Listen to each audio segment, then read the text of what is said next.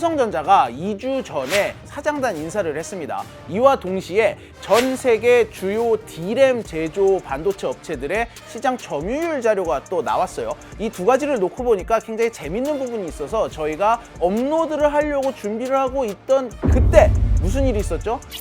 비상계엄을 선포합니다. 정치권 혼돈이 벌써 일주일째 계속되고 있습니다. 그래서 저희가 기존에 해놨던 내용을 좀 보여드리면서 이 비상계엄 사태 이후 우리나라 반도체 산업에 닥쳐오고 있는 위기론에 대해서도 이번에 함께 설명을 드릴까 합니다. 그러기 위해서 먼저 최근에 한국의 D램을 무섭게 추격하고 있다고 알려져 있는 중국의 반도체 산업 관련한 이야기를 먼저 들어보셔야 할 것 같습니다. 귀에 빡빡해는 이슈 맛집 귀의 빡종원입니다. 중국 반도체가 이 반도체의 나라 한국을 위협하고 있다는 기사 굉장히 요즘 쏟아지고 있습니다. 특히 이번에 개발한 화웨이 신제품은 자체 개발한 스마트폰 운영체제와 두뇌 역할을 하는 핵심 반도체를 장착했습니다. 미국 제재로 첨단 반도체 공급이 끊기자 자체의 5G 칩 개발에 나서 지난해 7나노미터에 이어서 1년 만에 더 진화한 6나노미터 칩을 장착한 걸로 알려졌습니다.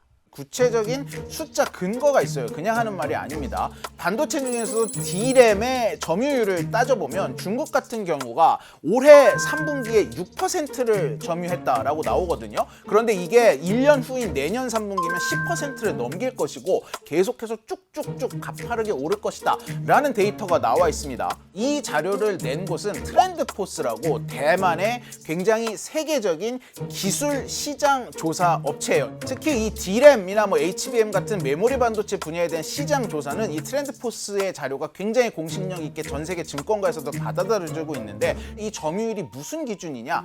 생산력 기준이에요. 생산력. 그러니까는 그만큼 중국이 물량을 쏟아내고 있다라는 얘기입니다. 그런데 삼성 인사와 맞물려서 얼마 전에 이 똑같은 조사기관인 트렌드포스가 또 다른 점유율 자료를 하나를 냈어요. 이번에는 생산량 기준이 아닌 매출을 기준으로 자료를 냈습니다. 이 매출 기준 자료를 살펴보면은 1위와 2위 삼성과 하이닉스 우리나라 기업 두 개를 합쳤더니 전 세계 D램 매출의 70% 넘게를 한국 기업들이 차지하고 있었어요. 여기에 이제 미국의 마이크론까지 합치면 지구상의 매출을 이 세 개 회사가 거의 다 차지하고 있다라는 조사 결과가 나왔거든요. 4위는 나냐라는 대만의 이 메모리 반도체 기업인데 1%밖에 안 돼요. 중국의 기업, D램을 만드는 기업이 창신 메모리라는 중국의 기업인데 이 창신 메모리는 순위표에 없어요. 저 밑에 보면 매출 점유율이 0.7%밖에 안 돼요. 이상하죠? 점유율이라는 단어를 써서 내놓은 자료인데 무엇을 기준으로 하느냐에 따라 지금 너무 결과가 다르잖아요. 이러다 보니까 뭐지? 이거 약간 언론에서 중국이 다 쫓아왔다고 너무 자극적인 보도를 한 거 아니야? 라는 얘기까지 나오고 있습니다. 그런데 메모리 반도체의 현 주소를 알아보려면 요 두 자료를 좀 뜯어서 분석을 해볼 필요가 있습니다.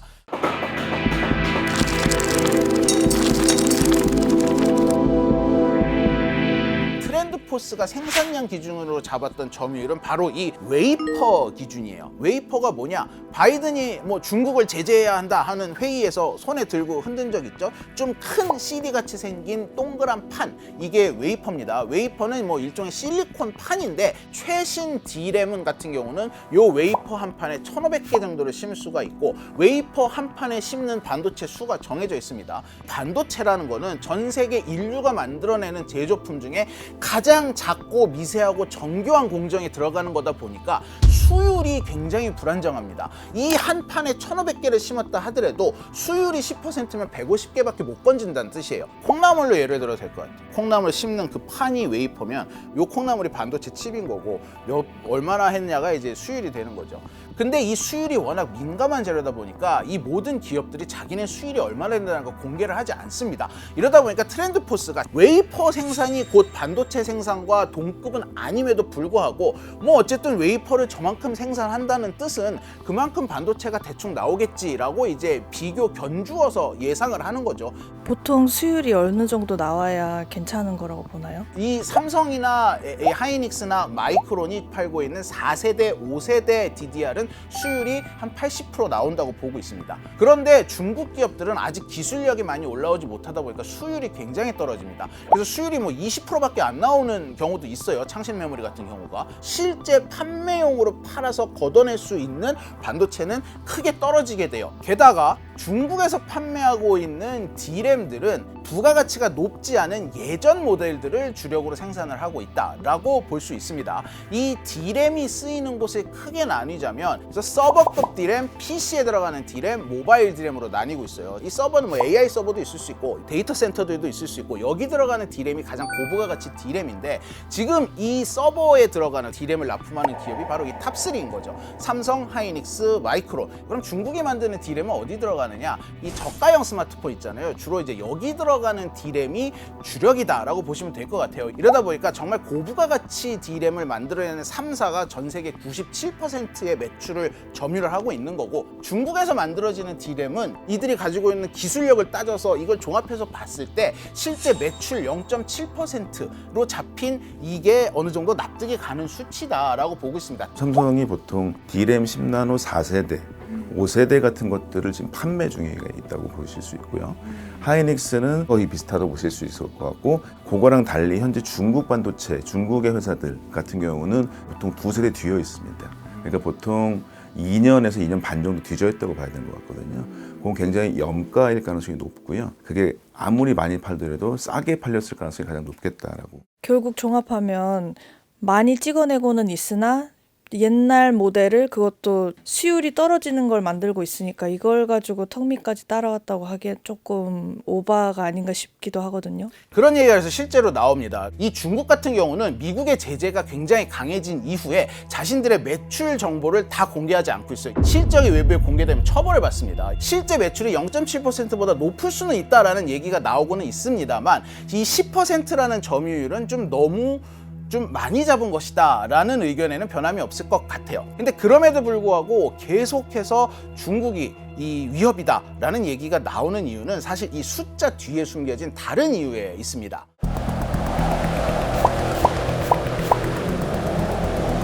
반도체는 공정이 개발이 되면 될수록 작아집니다. 나노 단위로 들어가서 이제 이 거의 뭐 머리카락 수준으로 작아지는데 이 공정이 이 나노가 컸을 때에는 과거에는 이걸 조금씩 줄이기가 그렇게 어렵지 않았어요. 마치 이 시험 보면 10점 맞던 학생이 40점 맞는 데까지는 조금만 마음 먹어도 금방 올라갈 수 있는 것과 같은 이치입니다. 이러다 보니까 굉장히 빠른 속도로 기술이 개발이 됐었어요. 지금까지는. 근데 지금 신나노급으로 들어오고 나서는 하나하나 세대를 나가는데 걸리는 시간이 점점 느려지고 있습니다. 선두에 뛰어가고 있던 삼성과 하이닉스는 점점 속도가 늦춰지고 있는데 이걸 뒤늦게 따라잡기 시작한 중국의 추격 속도는 줄지 않고 있어요. 왜냐하면 이미 앞에 누군가 지나간 길이 있는 걸 따라오기 때문이죠. 쫓기는 삼성과 하이닉스는 굉장히 초조한 반면에 중국은 지금 모든 국가적 역량을 동원해서 쏟아부으면서 쫓아오고 있거든요. 이래서 이게 점점 갭이 줄어들고 있다. 조만간 좁혀질 것이다 라는 얘기가 나옵니다. 이게 바로 중국 위기설의 첫 번째 근거가 되고 있고요. 두 번째로는 제가 방금 국가 단위 사업으로 이걸 진행을 하고 있다고 하는데 어마어마한 보조금에 있습니다. 중국이 지금 수율이 20%밖에 안 나온다고 치자고요. 그러면은 보통 기업은 그 사업을 접습니다. TSMC가 대표적이에요. 시스템 반도체를 제작을 해주는 파운드리의 최강자죠. 근데 이 TSMC가 90년대 말에 삼성을 따라잡아 보겠다고 자회사를 통해서 메모리 반도체 생산을 하다가 도저히 따라잡을 수 없으니까 접었어요. 근데 중국은 그러지 않아요. 중국이 그런 식으로 먹은 산업이 벌써 몇 개입니까? 철강, 태양광, 배터리, 조선 이거 전부 다 그런 식으로 먹었어요. 처음에 모두가 비웃을 때 미친 듯이 찍어내기 시작하면서 내수부터 채워나가다가 결국은 세계를 다 먹었습니다. 선진 기술을 갖고 있던 사람들은 중국이 그렇게 그 시장을 먹으면 거기서 비켜났단 말이에요. 가격 경쟁력으로 따라갈 수가 없으니까. 그런데 그랬다가 다시 이 선두그룹에 있던 기업들이 되찾은 시장이 있습니까? 없습니다. 중국이 반도체에서도 그렇게 하겠다라고 얘기를 하고 있는 거예요. 창신 메모리가 수율이 20%밖에 안 나와? 공장 5개 만들어. 그럼 100% 되잖아. 이 전략인 거거든요. 지금 이렇게 할 수 있는 나라가 있습니까? 없습니다. 이러다 보니까 중국이 지금 반도체 보조금으로 책정한 금액이 바이든 행정부가 미국의 반도체를 살려야 된다라고 하면서 책정한 보조금 금액보다 월등히 많습니다. 이러다 보니까 이 경쟁이 중국이 뭐 장기간으로 봤을 때 결코 불리하지 않다. 마지막 세 번째는 이렇게 되다 보니까 중국이란 시장을 잃는다는 거예요. 삼성이나 하이닉스는 굉장히 고부가 가치, 이 고급 최선단의 D램을 만들고 있다고 했잖아요. 그런데 이것만 팔지는 않습니다. 이 예전 레거시 D램도 여전히 만들어서 팔고 있어요. 이 공장이 중국에 있기도 하고요. 그런데 이 삼성이나 하이닉스에서 만든 걸 쓰던 중국이 자체 내수 수요를 중국이 스스로 채우기 시작을 했다라는 겁니다. 실제로 우리나라 삼성 수요의 한 70%가 중국 시장이었던 적이 있는데 지금은 이 수요가 한 40%까지 떨어졌습니다. 그렇게 부가가치가 높지는 않았지만 든든했던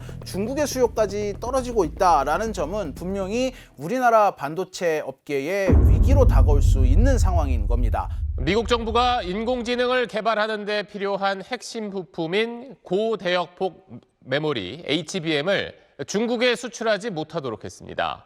삼성전자는 영향권에 들어갑니다.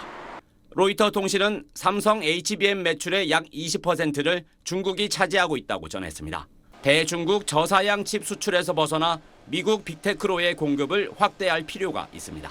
미국에서 어쨌든 장비 수출을 막거나 이런 식으로 기술 발전을 막고 있는데 그거를 계속 장밋빛으로 볼 수 있을까요? 미국이 사실 뭐 바이든 행정부부터 중국의 반도체 굴기를 굉장히 견제하면서 이 여러 방면으로 틀어 막고 있습니다. 이 반도체는 장비 이빨을 굉장히 많이 받는 산업이에요. 장비가 알파이자 오메가입니다. 근데 이 장비 수출을 막고 있어요, 미국이. 외국 기업이 다른 나라 기업과 거래를 하는 걸 미국이 어떻게 막겠어요? 팔지 마라 달라라고 가이드라인을 주지만 다른 나라 민간 기업끼리의 거래를 완전히 막을 수는 없습니다. 이 반도체 장비를 만드는 기업들은 얼마든지 우회를 해서 수출할 수 있는 길이 있다 보니까 미국에 그렇게 밉보이지 않으면서 장비 수출 여전히 잘하고 있습니다. 실제로 이 중국이 미국이 이런 식의 견제가 들어오니까 위기감을 느끼면서 이 해외의 고가의 반도체 장비를 수입하는 수가 오히려 더 늘었습니다. 그리고 기존에 미국 기업들이 들어가서 AS를 해주고 있던 부분이 있거든요. 이 반도체 장비에 대해서 이걸 해주던 미국 인력들이 일시에 미국으로 다 본국으로 소환이 되다시피 철수를 했어요. 그랬더니 어떻게 하느냐, 이들이 이 기기를 AS하고 업데이트했던 그 서버에 저장되어 있는 매뉴얼들을 다 분석을 해가지고 기술을 터득을 해버렸습니다. 미국이 그냥 계속해서 그렇게 계약 관계를 유지하면서 자기네 기술자들이 AS를 해주게 해줬다면 중국이 그렇게 안 했을 거예요. 오히려 이로 인해서 중국이 자각을 하는 부분, 각성을 하는 부분이 생기면서 더 빨리 따라올 수 있는 어떤 이런 반전적인 부분도 생겼다라는 분석도 나오고 있습니다. 삼성이 그럼 이걸 얼마나 위기로 바라보고 있느냐가 궁금했어요. 삼성 입장에서는 지금 뭐 중국의 반도체까지 신경을 쓸 여력이 없다라는 얘기가 들리고 있어요. 왜냐하면 지금 삼성의 경쟁사는 하이닉스입니다. 이거 따라잡는 게 삼성 입장에선 제일 시급한 과제예요. 이번 인사에서도 그게 굉장히 많이 반영이 된 걸로 보여요. 자, 삼성이 반도체 관련해가지고 이번 인사의 메시지로 하나 던진 게 있죠. 근원 경쟁력을 회복하겠다. 삼성 위기의 근원지였던 반도체 부문의 인사를 보면 DS 부문의 수장인 전영현 부회장이 이 메모리 부문장까지 같이 맡았어요. 여기에다가 뭘 같이 맡았느냐, 이 삼성 기술원의 원장까지 같이 겸직을 시켰어요. 책임지고 메모리 산업을 살리십시오라는 메시지를 던진 걸로 보여요. D램이 삼성의 주력이었는데 D램에서도 SK하이닉스와 마이크론에 뒤처져 있고 HBM은 삼성은 아직 엔비디아에 납품조차 못하고 있는 상황입니다. 가장 큰 거는 부문장인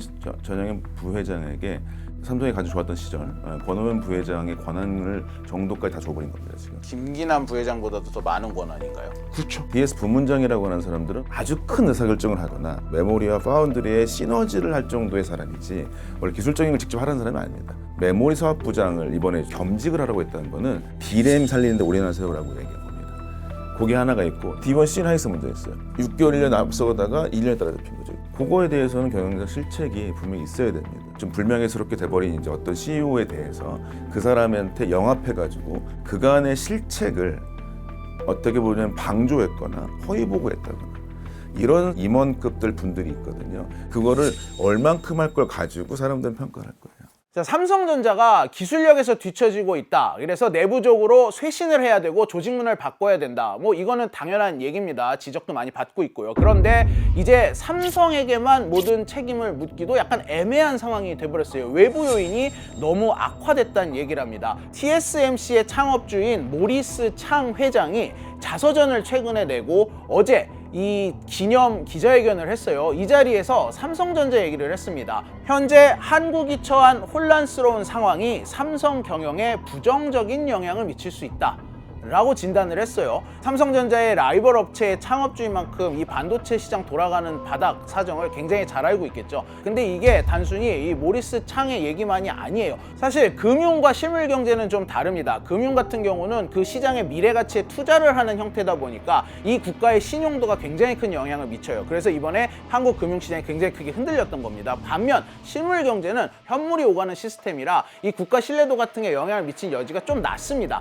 그래가지고 반도체 시장까지 영향이 미치지 않기를 간절히 바랬는데 지금 전 세계 이 산업 종사자들이 다 한국 반도체까지 위험하다라고 하는 지경까지 와버린 거예요. 그 이유를 좀 살펴보면 첫 번째, 각 국가들이 이 반도체를 구군을 건 사업으로 여기면서 이 보조금 경쟁을 미친 듯이 벌이고 있습니다. 우리나라는 지금 국회에 반도체 특별법이라고 해서 계류돼 있었거든요. 이번에 이 계엄 사태, 이 탄핵 사태가 터지면서 아예 법안 자체가 통과는커녕 지금 드랍될 위기에 놓여 있어요. 다른 나라가 천문학적인 돈을 쏟아부으면서 자국의 반도체 산업을 부흥시키고 있는 이때 이 시장에서 스스로 도태되는 거 아니냐 이런 우려가 나오고 있어요. 두 번째는 한국이 선진국인 줄 알았는데 아니네 이러면서 한국 시장 전반에 대한 선호도가 떨어지고 있습니다. 오죽하면 한덕수 총리가 해외에 한국 정부가 정상적으로 운영되고 있음을 알려달라 라는 얘기를 했을 정도예요. 해외 투자를 계속 받아야 되는 반도체 산업에까지 투자가 끊길 위험이 있다. 세 번째, 환율이 문제입니다. 정부가 예상했던 환율보다 이미 많이 올라가 있습니다. 그런데 이것도 모자라서 1,500원대 환율 뉴노멀까지 대비를 해야 된단 말이 나오고 있어요. 반도체가 우리나라에서 만드는 양이 워낙 많다 보니까 아주 단기적으로는 이익이 될 수도 있겠죠. 하지만 이 반도체를 제조하는 데 들어가는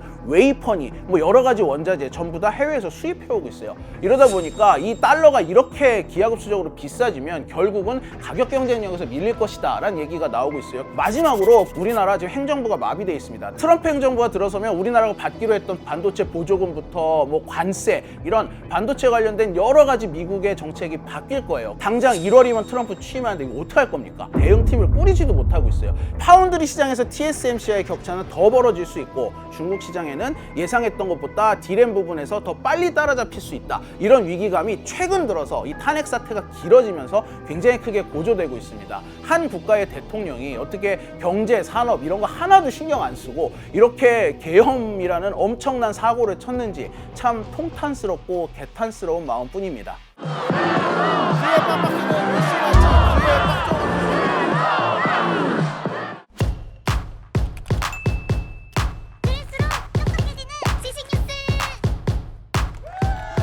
고양이를 부탁해는 여기까지입니다. 다이어트도? 칼로리 신경 쓰지 말고 드세요. 대신에 키토식을 해보세요. 이게 박종원. 스브스 프리미엄 지금 다운로드하세요.